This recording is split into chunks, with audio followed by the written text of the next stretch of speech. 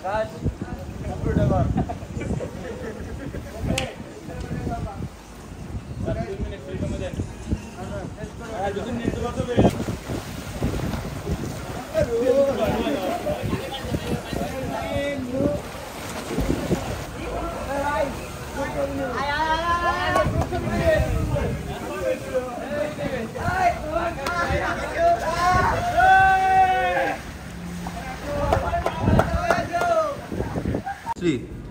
আলাইকুম, আমি আলিফ রহমান ইমতিয়াজ, গোলরক্ষক বাংলাদেশ জাতীয় অনূর্ধ্ব-17 দল।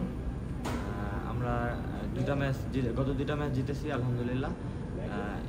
সেমিফাইনাল প্রতিপক্ষ যেই হোক না কেন আমরা জেতার জন্য মাঠে নামবো।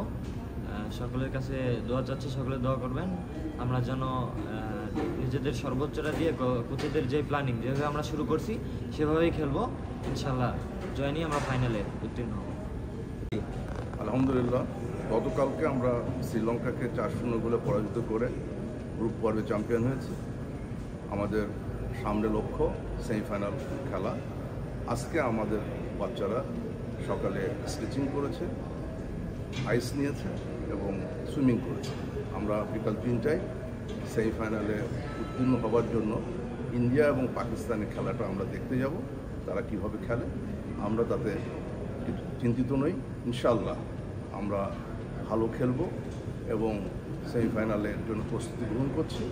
আমাদের সমস্ত খেলোয়াড় আলহামদুলিল্লাহ সুস্থ আছে। আমরা দেশবাসীর কাছে দোয়া চাই যে আমরা সুন্দর একটা ভালো খেলা উপহার দিয়ে দেশকে একটা ভালো কিছু দিতে পারি, সেই আশা আমরা ব্যক্ত করছি। আমাদের বাচ্চাদের জন্য দোয়া করবেন, আপনারা ভালো থাকবেন, সুস্থ থাকবেন। আল্লাহ হাফেজ।